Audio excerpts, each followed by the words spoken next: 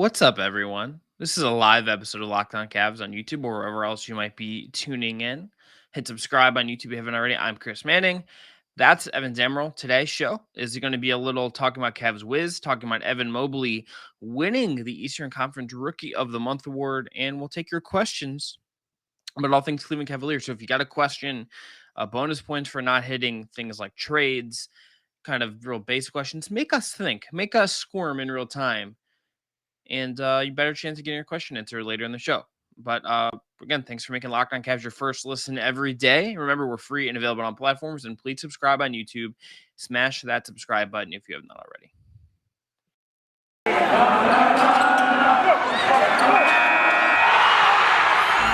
You are Locked On Cavs, your daily Cleveland Cavaliers podcast. Part of the Locked On Podcast Network, your team every day.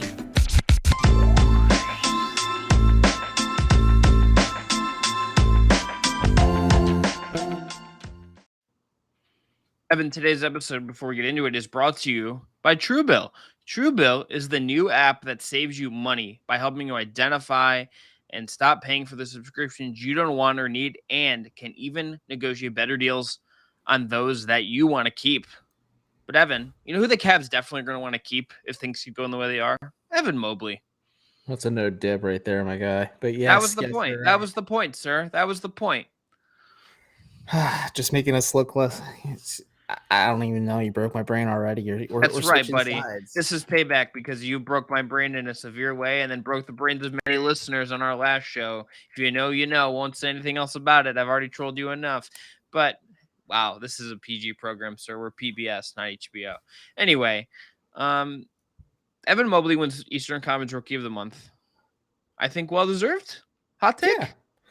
No, I mean, it was either between him, Scotty Barnes, and maybe how you felt about Cade Cunningham, but this was pretty well-deserved for Evan Mobley at the end of the day. Like, I think the statistic that stands out most is I believe the Cavs are 7-4 when Evan Mobley plays. They won predominantly the games that he was in, besides he was out with the elbow injury for 2 or 3 games, I think, off the top of my head, but almost 15 points, 8 rebounds, 2 blocks per game, a couple assists. Like, he's played really well. I think he's been by and far the best rookie this year. I think it's going to be a fun contest between him and Scotty Barnes as the season goes on. But the league's in a good place is my biggest takeaway. There's a lot of good young talent here because, yeah, you can make a case for him, for Cade. This is just an Eastern Conference for Scotty as well.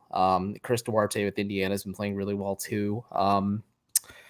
But, Evan Mobley is just the best overall rookie in the Eastern Conference, and I think without a doubt in my mind, the best rookie in the NBA in general. Yeah, I think if we're looking at how he should look as far as, rookie of the year, stuff like that, I think, like, he definitely should be, if not the leader, one of the leaders. I think, I can't, like, I think I speak for both of us in saying, like, we have not caught, like, every single like Toronto game or every single Pistons game or every single Thunder game in terms of I don't Josh watch every Giddey. game. Josh Giddey's been awesome in terms of the Western Conference. Like, I think Giddey rocks, man. Giddey rocks. Giddey rules. I'm giddy about Giddey, if you will. But Drake may be in Oklahoma City watching Josh Giddey last night. Wow. Is it tampering because he's technically an ambassador for the Toronto? You know what? Raptors that's a really good question. But Evan, we learned this week that in the fines for the Heat and the Bulls only losing a second round pick. You know what? Worth it. Tampering. Friend of the pod, Ty Windish, is probably in fuego right now because of how the Bucks got raked over the coals for the Bogdanovich situation. But in the grand scheme of things, Milwaukee did win the championship, so I don't think it's a total loss. But we're focusing on the best player on the Cleveland Cavaliers right now, Evan. Mr. One, Evan Mobley. Great first name, shall I mention as well. But I know Josh Giddey's been really good. But yeah, you're absolutely right. Like, yes, I cover sports for a living, but my main focus is the Cavs or my main wheelhouse. I will admit I'm not like juicing up saying I cannot wait to sit down and watch the Detroit Pistons, the Oklahoma City Thunder, the Toronto Raptors, even Indiana, because I think Duarte's fun too. It's not just because I have him in fantasy as well. But I watch a lot of the footage after the fact. I watch a lot of those compressed highlight reels too, because you start to see like what's good and what isn't good. And then also like NBA.com and some of the other subsidiaries as well has a really handy tool where you can actually watch actual clips of them performing certain plays or certain statistics, and that's really impressive. But like I said, man, the league's in such a good place. And let me ask you this. Do you think the Rockets are kicking themselves right now because they didn't take Mobley and they took Jalen Green? I mean, maybe, but I also just think like they got Sengun, who's been fun as well. I think like everyone in some degree is like probably happy. Like it's still very early, and that situation That's is true. just is like very different than like I mean all these like some of this stuff is very situational and very complicated. Is Evan, is there something I guess that you would say has popped for you as far as Mobley goes that is like we've talked about this a little bit, but I guess I just want to put a fine point on it. Is there something with Mobley's game or something that he's done or whatever that has been really good or as far in advance or as interesting or as whatever kind of word you might want to use? Is there anything that you would say that has snuck up on you about him and in how good he's been so far? That he's a winning player. It was clear when he was at Southern California when USC didn't have a point guard and they relied on Evan to be kind of the primary facilitator and playmaker alongside his brother Isaiah. But at the same time, I didn't have that high of expectations. Neither of us did. Coming from summer league to this season for the Cavs, I picked the Cavs to be one of the worst teams in the Eastern Conference this year. But for whatever reason, Evan Mobley is raising the floor and the potential of this Cavs team because it is noticeable night and day of what the Cavs look like when he isn't there on a night-to-night basis. Because when he was out with the elbow strain, and shouts to Judah. Oh my gosh, just got sidetracked by our number one fan, but also the fact that how good the Cavs look when he's on the floor. That's my biggest takeaway from Evan Mobley overall. Like, yeah, I've talked about a lot of the little things, the playmaking, the defense, the three-point shooting, the switchability. Like, I could harp on all that stuff. I'm excited to see where it goes, and I'm excited where he takes the Cavs with him. Yeah, I think it's just like the fact some of this I think is aided by the fact that like Jared Allen exists and is like become a really really good partner with him. That's key too, because Jared Allen just signed a $100 million extension. He could have been a bit of an asshole about having to play alongside a guy who plays the same position as him, but he's fully embraced it, and they've kind of thrived, and like they've been seasoned teammates for years because of it. Yes. The thing with him that I think is it's just that he's already just kind of picked up some of the intricacies of NBA defense at a really high level. He is just like quite good on that end of the floor already. I think he's like much further along on defense than he is on offense at this point. I think offense is still with the 3-point shooting, with the screening slash him not being a screener and just slipping everything with like even some of the passing, like his assist numbers are pretty low. I think he's like 2.9 per game. Last time I looked, it's somewhere around there. I'll pull up some of the more advanced numbers on that. But like I think on defense, he's already just really, really good. And there's just so much potential that I think as this goes on, hopefully he stays healthy and the team can kind of stay healthy. Like we get to see how that plays out. It should just be a really, really fun journey with Evan Mobley. I mean, I think there's a reason that we've looked at this and hopefully he stays healthy. No, you're good. You're good. Don't worry. It was my phone. I pulled something up. Go ahead. Yeah. Finish your point. I was sharing the stream. Thank you. As he goes, and it's like, I don't even know what I was gonna say. As this goes on, and I think like figuring out how like he ultimately like kind of like develops. I mean, again, like this is a guy that like I feel like his assist numbers are low, but it's like cleaning the glass has him like 62nd percentile of bigs and assist percentage. He's got an assist to usage ratio like above the 50th percentile among bigs. Like his usage rate is like relatively high for a big because it's just the league is more perimeter oriented now. Like there's all this stuff that is really interesting, and I think as we get to see him grow. Oh, here's what I was gonna say. The reason that I think he's so interesting, and I think we've become so captivated in talking about him, and I think he's so important for the Cavs as a franchise, looking at their long-term health, is just like they have not had a prospect. I wrote about this very early in the season for Dime, and I like almost wondered if it was like a little bit too much of a take, but I actually just believe it more now. I think that like this is clearly the best prospect they've had since LeBron James. Like no disrespect to Kyrie as the basketball player, but like Yeah, I think it's a fair take. Evan Mobley is like a two-way potential dynamo in a way that Kyrie just never was. Kyrie obviously had the biggest shot in franchise history. His Cavs legacy is secure and should be and all that. He's the last Cavalier to win Rookie of the Month before Evan Mobley is Kyrie Irving. Yeah, so like Evan Mobley just goes to show how the prospects have gone for the Cavs draft wise. Yeah, but they could also just nominate Colin Sexton for 9 bajillion awards and be weird about it. But like Evan Mobley can be this guy who I think can like center the team's identity going forward, and like whatever they're gonna have because of him, They now have like I think there's just a lot more juice to this Cavs team this season. Is not all him, but it's a lot of him. And I think for the next like 5 years, like as long as he stays healthy and progresses, and like those are things you just expect happen, even if there's some ups and downs and things. This is a guy that like I think just frankly changes the trajectory of what the Cavs are going to be. You could have been really high on Sexton, Yeah. Garland, Okoro. Like you could have been still been a Dylan Windler believer coming in this year. You could have been like the biggest Jared Allen head in the world. There's just no reality where the Cavs are like this interesting and this good right now without Evan Mobley. Evan, we'll talk about him perhaps more after the break, and if we have questions about him later, we'll talk about him. But we are again after the break, we'll talk about Mobley some more, maybe talk about Cavs whiz. But we have a little ad read to do here. We do. Today's episode of Locked On Cavs is brought to you by Truebill. Do you know why free trials renew without your consent? It's a business scam out to get you. Do not, and I mean do not, let greedy corporations pocket your money. Download Truebill to take control of your subscriptions today.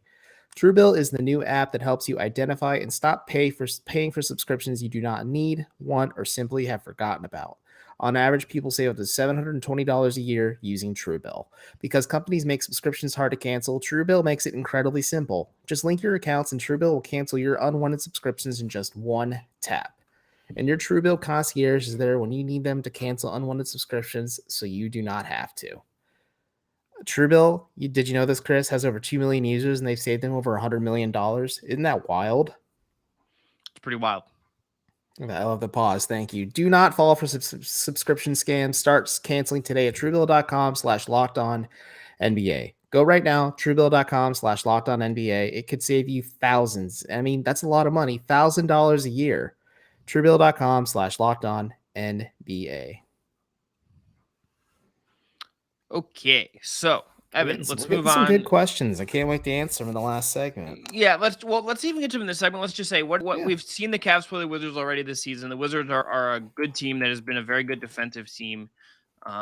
This is this isn't the I'm sure when the Wizards are back in town in February, Kyle Kuzma will be booed relentlessly after what he said last time, which is fine. I love a good villain moment if we're being honest. Like I love a heel. The league needs more villains. Like Trae Young being the villain was fun. Oh, rocks. Absolutely. Absolutely. Like the fact that he drew the ire of New York City just make it. The league needs somebody that everyone can collectively just say, you know what, fuck that guy, and just like boo him. And if Kyle Kuzma happens to be that guy for Cavs fans, so be it. Yeah. Cavs just bring back the old Wiz Cavs rivalry. Yeah, like maybe like let's whatever like the 2020 like 1-2 season version of like the Jay-Z Soulja Boy. That's what I was getting to. Yeah. I think we lost Chris, folks. So what I'm looking forward to in this, Kid Cudi. There we go. He's back. Oh, blipped out. Thanos got me. Yeah, Evan, what are you looking forward to? As I have the box score up. We'll run through some of the stuff, but what are you looking forward to? I'm interested to see how they play Kyle Kuzma because Kyle Kuzma did kind of kick their ass last time they played, to be fair. I'm interested to see how they play Bradley Beal. I think having Isaac Okoro in the starting lineup definitely makes things more interesting instead of having him come off the bench. Was Okoro available the last time they played the Wizards or no? Yeah. So the Cavs starting 5 in this game was Garland, Okoro, Dean Wade, Mobley, and Allen, with Stevens, Osman, Rubio, and then Windler coming off the bench. And then Taco Fall, this is when he played late and they came in to try to throw him that lob, and he got fouled. Yeah, well, alas, poor York. We hardly knew thee, but it worked. But this is a fun matchup. It's a fun test for Evan Mobley because, again, Kyle Kuzma kicked their ass. I wonder if JB puts Mobley on Kuzma, puts Okoro on Beal. Kind of puts... maybe hides you have to put Gafford and Allen together, and then you have Markin. Maybe you hide him on KCP or Dinwiddie, and then Garland plays really well too. Maybe you put him on Dinwiddie as well. Then people can roast me for another bad take I had, other than the Spotify, Facebook thing and the Duncan Robinson thing. But it should be a fun game. It was really fun last time. It came down to the wire. Like it was one of the more entertaining games early into the season. It was still weird to think that at that juncture in the season, this was one of the highly anticipated matchups because they're two of the better teams in the Eastern Conference. They were 8-3, and I believe Cleveland was 8-3 at the time as well. So, I mean, it was they were 7-4 at the time. So they would have climbed into at least first place for the East at that point. Also, Montrezl Harrell kind of ate the Cavs alive too last game. I wonder if they respect him on defense too, and the fact that he's been kind of a spark plug off the bench for the Wizards this year, and they see how they defend him too. Maybe we see, well, Taco won't be available because he's with the Charge right now, but maybe we see more Evan Mobley and Jared Allen minutes just to kind of contain and protect the paint a little bit, so Harold just doesn't have free reign at the basket. Yeah. I think it's fair. I'm curious to see just how I think the Kuzma question is interesting just because the Cavs have played everything very straight up so far within their scheme. Mobley will just kind of stand as four. Like they're not doing a ton to kind of react too heavily to what teams are doing. I think that's kind of been a staple of whatever version of the JB Bickerstaff defense we've seen is things stay pretty even keeled. So I am curious to just see how that will go and how the alteration of that sort of looks here. Evan, let's get into some questions. I think the Wizards game is will be thing. I want to start with a question from a comment more than this from Devin Posey, who says, "Just got to stay in the 6th seed and stay away from the play." And so I'm going to turn this into a question. Okay. Do you think that is likely? Well, I can jump off this with our man Judah asking, did we think the Cavs would be as good as they are? The answer, no. no. I didn't think they'd be this good. Me, Ben Axelrod all said under, hit the under. They hit the under on the Cavs. Like we were wrong. Yeah, they'll win over 26.5 games this year for sure. So if I lost you money, I'm sorry. I'm sorry. That's all I can say. Not gambling advice. Shouts to my guy Peter Appel from Just Baseball. Also, it's also illegal to bet on sports in Ohio, folks. So keep that in mind. But yeah, I think getting to the 6th seed would be a possibility for the Cavs. If they are kind of hovering that range, I'm curious to see what they do closer to the trade deadline. Maybe they make a move to acquire a player that really kind of moves the needle for them to keep them in that sweet spot, because I think avoiding the play-in would be ideal because, one, you don't have to go through like a gauntlet style tournament to get to playoffs. And two, when you get there, you don't get the luxury of playing the Brooklyn Nets or the Milwaukee Bucks. You can enjoy the playoffs a little bit while you get there. You play the 3rd seed, I want to say at that point. Yeah, you would. You play the 3rd seed. I was just doing the math in my head. So it'd be a little bit more fun, competitive basketball. I think the Cavs have shown they can hang with a lot of these top teams in the Eastern Conference, which is encouraging for sure. And that's just my next step is, yeah, I think ideally they'd want to avoid the play-in and make the 6th seed. And if they're hovering around that territory in February, like closer to the All-Star break, right before All-Star, actually, if the Cavs make a move to keep them in that spot and maybe push them up towards the top 4 of the East. I think that high for them is still feels ambitious to me. Top 6 is just hard. And if like there's a piece Kevin Pelton wrote for ESPN this week that I think is indicative of this from like an analytical perspective. In you can feel how you want about analytics. I don't take them as gospel, but I think they're part of our understanding of this. And like there's the models are read for a reason. Basically, like the Cavs like have outperformed and they're good, and there's reason to think they're better than they have been. But it is not the projections don't exactly indicate that this team is 100% going to be like this good the rest of the way. Now, if there is something working in their favor that could make this, let's say, more possible, the Cavs strength of schedule is 100% just something that is going to be working in their favor as we kind of move forward here. They have they're in the top 3rd. I'm looking at this from Positive Residual, which is has a pretty good breakdown of strength of schedule the rest of the way. For the rest of the season, in the remaining games, the Cavs have one of the easier schedules in the league. Denver has the easiest schedule, but the Cavs are like the 10th easiest schedule the rest of the way. They play they have 7 days with more than 1 day of rest. They play half of their games on the road, half of their games at home. So they have like a fairly favorable split the rest of the way. This is coming off of them so far having the league's 6th hardest schedule to date. New Orleans, Detroit, Orlando, Portland, and Charlotte have all had harder records. Some teams in the Cavs that the Cavs will be competing with in theory in the East that have similar easy schedules. Atlanta has the 2nd easy schedule the rest of the way. Indiana has a very easy schedule. Miami, Charlotte, and Philly are all kind of in that range. And you can go down and stuff. But like, I think getting to 6 is like, for me, a little ambitious about where this team is at. I think that would be very high. I think just considering the East is just better. And if they're top 6, Oh yeah, no, things that yeah, I think have just broken right for them in a way. And I think like the play-in is like a really good outcome for them, right? Like I think it that is is. like a good outcome for where this team is at. Like if this team makes the play-in or like gets to the playoffs via the play-in or makes the playoffs, they're full on, I think, ahead of reasonable schedule. Like they just are. And what that means for the future is tricky. I think you just look at where the East is at right now. The Cavs are 6th right now, same record as the Hawks, 12-10. I think the teams ahead of the Cavs right now: Miami, Milwaukee, Chicago, Washington, the Nets, and then you have Atlanta, Boston, Charlotte, and the Knicks and the 76ers in that order behind them. There's going to be some jostling. There's going to be some up and down here. If the Cavs just kind of can navigate some of this and take advantage of an easier schedule as they go and win, and frankly, like beat the teams that are bad that they should beat, they will help their chances.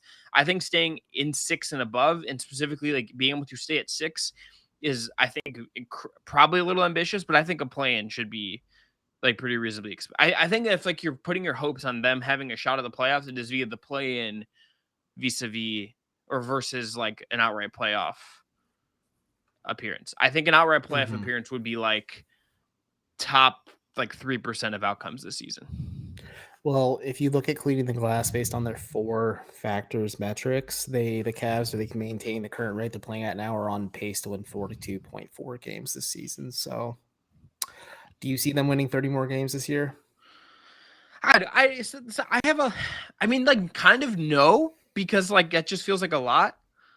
But like That means 500, they'd have to go it's 30 500. and It'd be 500. 20 It'd for be the remainder 500. of the Yeah, year. yeah. It'd be and I think that's possible. I could see them losing 20-ish games and maybe winning high 20s. yeah. I think 42 might be like 70. Like depending on how this shakes out, I have to like 40. I curious to see how this. Evan, look, as I'm reading this next ad, we have an ad read we got to do. Look that up and Yeah. tell us after the break where that would put, if they were on that win page, if you can kind of quickly tell us where that puts them in the East after the break here. But Sure. first, you got to tell everyone about our friends at Built Bar.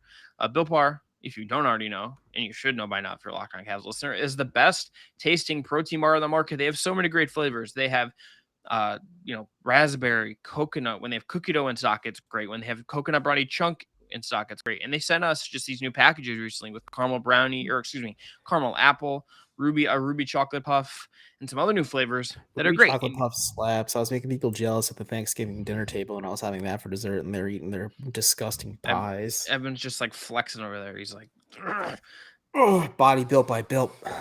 yeah, he's gets so jacked that his lungs are like compressed as he flexed. I sound like I Anyway, smoked a pack for every day for the last 20 years. Go ahead. cig and then a vape. Anyway, check out Built Bar. They're great. Share some with your family and friends. You won't regret it. They're going to get them hooked too. And look, right now, you get 15% off on your order at Built.com with the promo code LOCKED15. That is all one word, LOCKED 15 for 50% off at Built.com. There's so many great flavors. Try them all. Get a mixed box if you haven't tried them already. And thanks again to Built Bar for sponsoring the show. Okay. Well, doing a quick check, cleaning the glass is projecting Miami to win 53.5, Milwaukee 53.4, Brooklyn 52.9, Chicago 54, which I think is the highest. Charlotte is 43.1. Boston is, as I pull them up, 48.2. Atlanta, meanwhile, with their easy schedule remaining, is 48.7. So yeah, probably the 7-8 seed. I'm just pulling up. I have 1, 2, 3, 4, 6, 8 teams pulled up right now, and I could pull up the remaining competitors. Like I haven't factored in the Knicks. I haven't factored in the Sixers as well. Like I could pull up those two as you talk, but like I think maybe 6 is the apex if they were staying on the same rate they're at now. But it seems still lofty. Like I agree with you, and it's just because it's like no slack or disrespect to the Cavs. Like the Eastern Conference is just a lot better this year. Like granted, a lot of that changed when Kevin Durant came here, but Milwaukee's really good. Like every team, like the Central Division, sans Detroit, is probably one of the most competitive divisions in basketball. Yeah, just notably here's just the teams. I have this sorted real quick because I pulled this up as well because I wanted to stare at it. Chicago has the best expected win total in the East, then Miami, then Milwaukee, then Brooklyn, then Atlanta, then Boston at 6. Philly is 7. Indiana is 8. The Cavs are 9th. The Knicks are 10th. The Hornets are That's a- 11th, and the oh, Wizards are 12th.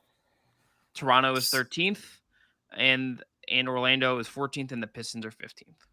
yeah, that's I where it think, gets tough. yeah, I think the quick summation of this, so we go into another question, is basically this is going to be tightly contested. Yeah, The East is good. The East is, like, I think, better than the West.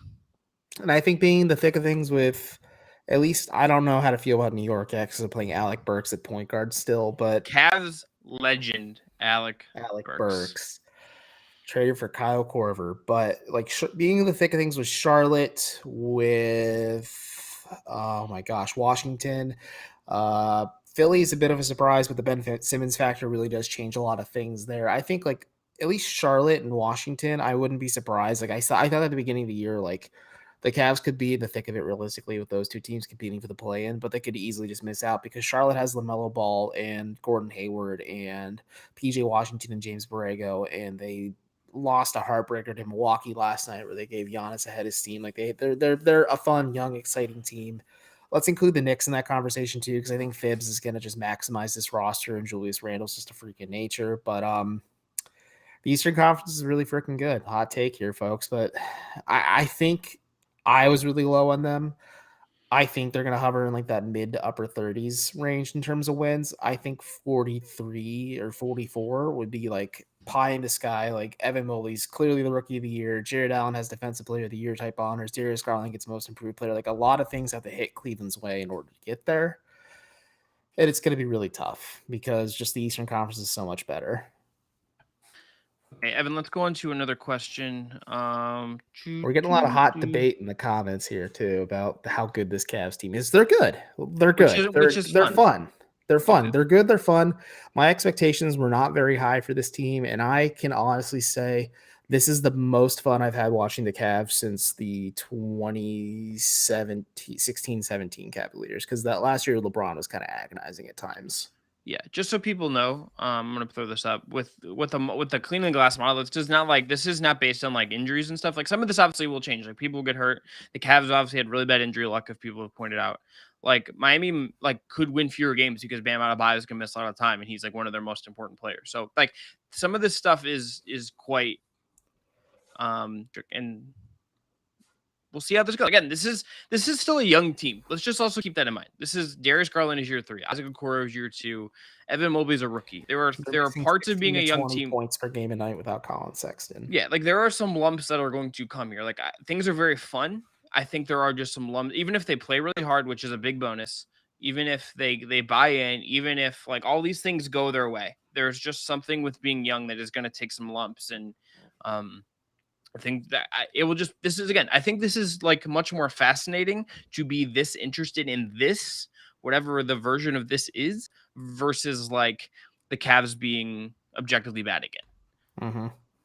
No, it's objectively like more fun for us to cover than like them being bad. Yeah. Friend of the pod, not really hasn't been on the pod, but he's a buddy of the pod. Jimmy Longo said this is the most fun he's had documenting everything for the Cavs in terms of videography and photography and everything, and he puts out awesome work. You should follow him. But if he's like, this is the most fun I've ever had covering this team and working with this team or for this team too. So like Chris and I are having a blast here. Like I genuinely look forward to talking about this Cavs team. We can talk about the same 3 topics, but they're all the same 3 topics. Are just exciting. This is, I think, a good comparison point. So Will Norman asks, why can't the Cavs be last year's Atlanta? I think there's one difference that I think is sort of key. I think Trae Young, the way he played last year, I think is just he was just a better player than anyone the Cavs have right now. I think that is like a deciding difference. And I think I think some of the makeup of that team with their wings and that they obviously had DeAndre Hunter out as well. I think they got I think they really did a good job of manipulating the playoff matchup they had against the Sixers in some ways. Obviously the Ben Simmons thing takes the cake in terms of that. But like, I think with some of that, I forgot about that. I'm replaying. Yeah. But like they really went at Seth Curry in that series and like really made him kind of an issue defensively. I think like some of this just comes down to like luck in ways that like it is very hard to project. Like I think like I am not a fan of this team. I cover this team, so I'm just sort of spitting takes. in analysis in things. So like there's a difference here.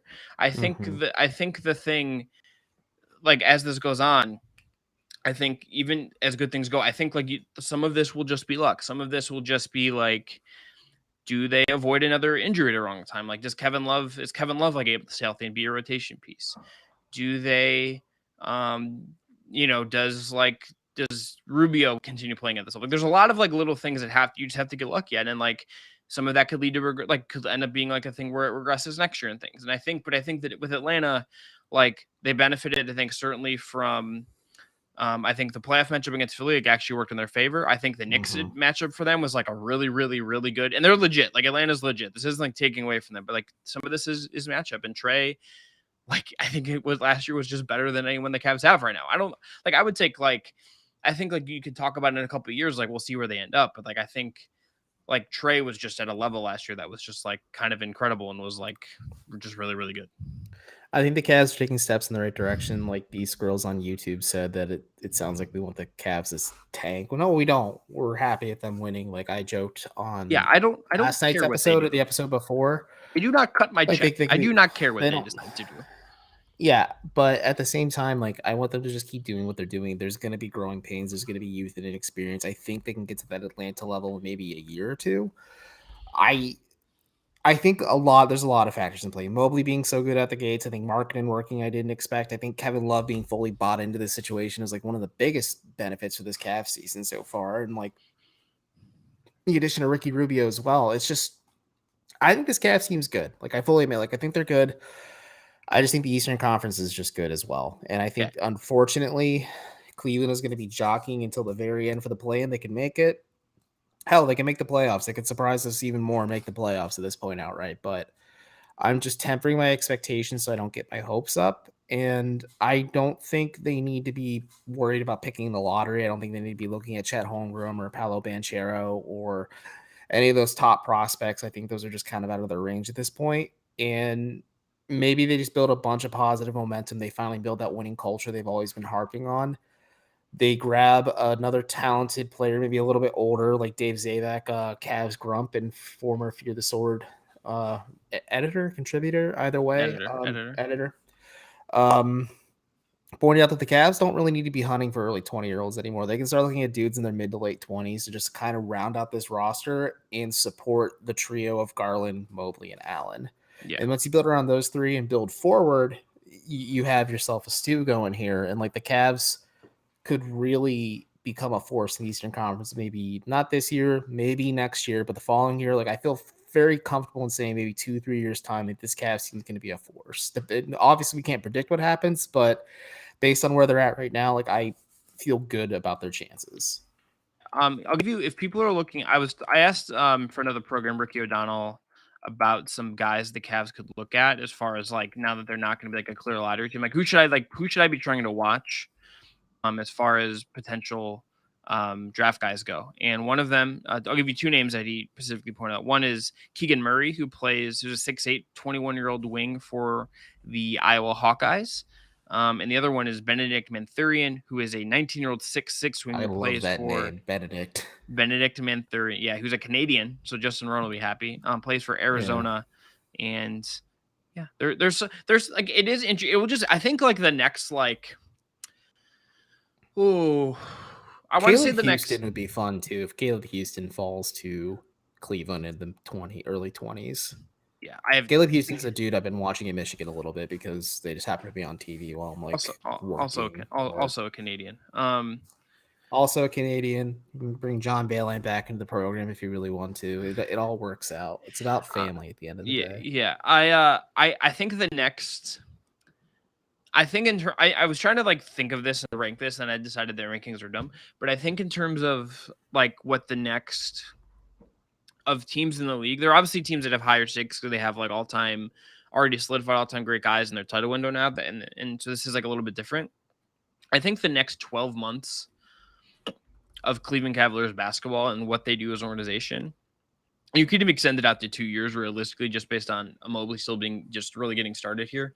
I think it's just a fascinating think, considering like their cap situation, considering like the extensions that are coming up due, considering like Sexton's, staring down restricted free agency now. Like there are just so many interesting things about how they decide to build that are going to shape the next several years. And like a lot of this we're not going to know right away if it works out or not. You know what I mean? Like a lot of this is going to be like, we're going to find out down the line if it works out or not. Yeah, no, it's a lot of it's a crapshoot. We can't really look into the future. Like, yes, Cleveland's schedule is going to get easier going forward. But to circle back to the first segment, I'm just excited to see where Evan Mobley takes him. Like, Mobley is firmly planting his flag and saying that he is the franchise cornerstone that the Cavs should really centralize their focus around. Granted, like Garland being blossoming and becoming a star in himself. Like, we should mention that he was nominated for Player of the Month. Jared Allen also nominated for Player of the Month, just being worth every penny of that $100 million contract extension. Like, the Cavs have pivoted really nicely after losing LeBron James for a second time, because the first time it happened, it took a while. Well, even this, it took a lot of luck too. It took getting some first overall picks multiple times. Well, and then even that, but I think all of this takes some luck. You know what I mean? Yeah, I mean that's the draft lottery. It's a crapshoot, and so the Cavs got a little luck. I mean, granted they were in that range to begin with, but they got their guy in Evan Mobley. They have a nice assembly of young pieces. I think they have some contracts that could be movable if there's a tangible upgrade out there. Like, and I'm not saying you package Lauri Markkanen, Cedi Osman, Ricky Rubio, what have you, together to try and make something work and congeal something into make a win now move. But there are players available. There are options for the Cavs, and I'm interested to see what they do. Again, did not expect this Markkanen acquisition to help out as much as it did. I think like he is kind of underrated for the Cavs, and I am so excited for when they play the Bulls, because I cannot wait to watch Denzel Valentine hype my man Larry up on Instagram. And then if the Cavs get blown out, Denzel plays like 5 minutes of garbage time and just endears himself to the Bulls fans one last time. Yeah, we're gonna do two things and get out of here. Okay. First one, just this. I'm gonna just I just can't stop thinking about this. Trade Okoro and Sexton for Jaylen Brown. I texted this to one of my friends who's a Celtics fan, and he just sent me, "Ha ha ha, that's insane," and that is like nowhere near what it would take to get Jaylen Brown. Yeah, Jaylen Brown might. You need throws. Yeah, might need. So I'm gonna put it this way, guys. Like, I know there are certain Cavs communities in a Discord variety that think that you could package Lauri Markkanen, Colin Sexton, Dylan Windler, or Jetty, and a couple picks to get like a Brandon Ingram type player. I'd let that dream go a little bit, because Boston would use Jaylen Brown as leverage to get like a Damian Lillard if Dame becomes more frustrated with the situation in Portland, or the Pelicans, or just like keep him because he's really good. Yeah, or just keep him. Or let's say I don't know. Let's just say Dame Lillard voices his displeasure with the Blazers organization and wants out. New Orleans, Boston, teams like that will be like first in line saying, okay, here are some of our prized young players. Take them, and we will take Dame Lillard off your hands. Or like Philly can offer Ben Simmons. I know Ben Simmons hasn't played once this year. He's kind of overstayed his welcome in Philadelphia, but Ben Simmons still has a lot of legitimate value based on just people I've talked to. The people respect the fact of how good he is defensively. So yeah, there's echelons to these players. I think Jaylen Brown is a very lofty echelon to kind of put him in, like, because Jaylen Brown is severely underrated too, I think, and he's starting to prove that he is worth every penny for Boston. And like Chris said, or just keep him. He's really good. Yeah, 2 J's is good. All right, end on this. From Nick, thoughts on a 1-2 extension for Ricky if he keeps this play up? I think there's two. Evan, you go first, because I think there's two ways I would think about this, but I don't know what you think first. I'd wait till closer to the trade deadline to see where the Cavs are currently at. If they are still trending upwards towards being a playoff or play-in team, I think you explore the possibility of extending Ricky Rubio on a 1 or 2 year extension. I wrote a piece about extending Rubio for Write Down Euclid not too long ago, where I looked into the CBA about it a little bit. Like, the Cavs have the ability to extend Ricky at any time. I think they're going to play the long con, wait to see what the options are. I think the extension deadline is soon after the trade deadline. So let's say they don't trade Ricky at the deadline and they keep him. I'm sure they're going to get a lot of handsome offers for him, because you and I both heard like some teams have valued him as like a mid to late early 20s, like first round pick type evaluation for him. That's how well he's played for the Cavs at times. So Cleveland has to consider all their options for sure. Let's say they're trending downwards and towards back to the lottery, or they're like, okay, the playoffs just aren't realistic because our youth and experience finally caught up to us, and Mobley hit a rookie wall harder than people expected. Yeah, you maybe explore trading him, but let's say, like I said, they're trending upwards. They keep just going up and up and up, and they keep surpassing expectations.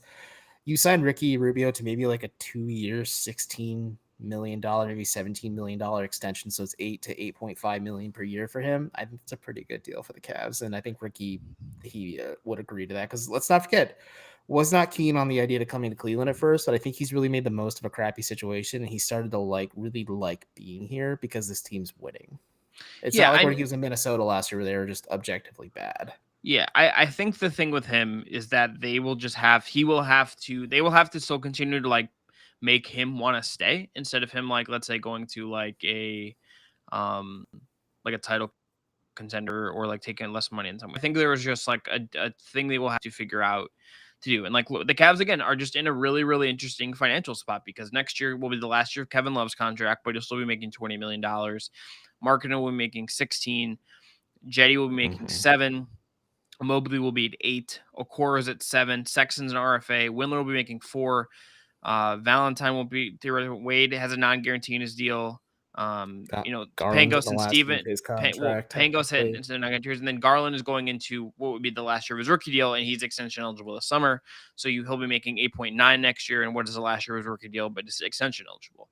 The And Cavs then the just because of following year is the last year of Isaac Okoro's rookie deal too. right. So like all of this stuff comes up, and then like again like you should, and at this point it's not hyperbole to say they should be like planning out the cap for a couple years when like the Mobley max comes through, because if he plays at this level going forward, like that dude is getting the rookie scale max, and they shouldn't think twice about it. The thing about this will just be like, okay, like to me the questions I have with this are do you feel like what does Rubio feel like he's worth? Well, there's 3 things. What does Ruby feel like he's worth?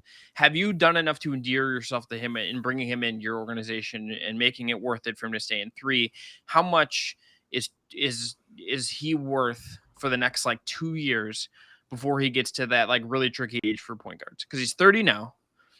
And as you get into your 30s, it just becomes harder for point guards. You can play in fewer minutes. You can do all that stuff. But like he's been really key to the team's success this year in a way that like it wouldn't just be like a one-of-one like replacement kind of thing with him. So there's just a lot of like intrigue with this roster to me as like you think about this, not just now. I think like an in-season move for in any capacity feels just very tricky just because of the money part of it. But I think like in the off season and things like with the Sexton RFA, with Rubio, with all kinds of stuff, I think there's just like a lot of intrigue about what the Cavs could try to do. And if they can do anything to kind of accelerate things, or if they try to like run it back to some degree and try to tweak on the edges, like what's available to them will be really, really interesting to me. No, yeah, I absolutely agree. This is something we might want to reapproach and like talk about again once we get closer to the trade deadline. Maybe we're like closer to All-Star. We'll say, okay, this is where the Cavs are at. Yeah. This feels like this is something we should put a pin in, table this conversation, but we will come back to it because it is something I have thought about a lot. So I'm like, Ricky Rubio didn't score at all. Like he scored 6 points, had 7 assists, but he led the team in plus minus. I know that's like a skewed advanced metric, but there is something there with how positively he's been impacting the Cavs coming off the bench. Yeah. I think absolutely has been really important, and it just be interesting to see how they build this roster next couple of years is just going to be like fascinating. It really is. Well, Chris, I think we should head out. Yeah, I can feel Nick Angstack clacking away on his keyboard right now. Nah, shouts to Nick. Shouts to Nick's an Avatar fan. Shouts to Nick. Shouts to Nick, but his eyes are glowing like Aang when he's in Avatar mode, or I'm not as good Korra, but either way. I'm honestly running out of steam right now, and I have there's a nice Lindsey Gottlieb profile on The Athletic I'm looking forward to reading. I have some things to do. I'm gonna look up some more about Keegan Murray and Benedict Mathurin, which is the coolest name for a draft prospect. I'm endeared to him already. So yes, we'll be back next week, folks. Enjoy your weekend. Cavs Wizards on Friday. They play the Jazz on Sunday. We will be together in the press box in person. I'll be there. Will you be there? I will. Okay, cool. The next 4. So you'll get a Locked On now with Chuck Manning and myself. So until next time, folks, thanks for tuning in. Sorry if we didn't get all of your questions, but this has been a pop and chat. We really appreciate you guys all coming out and spending your Thursday evening with us. Subscribe if you haven't already. Please, for the love of Evan Mobley and my paycheck and Evan's wallet, hit subscribe. Talk to you on Monday. I haven't lost it yet. Talk to you later.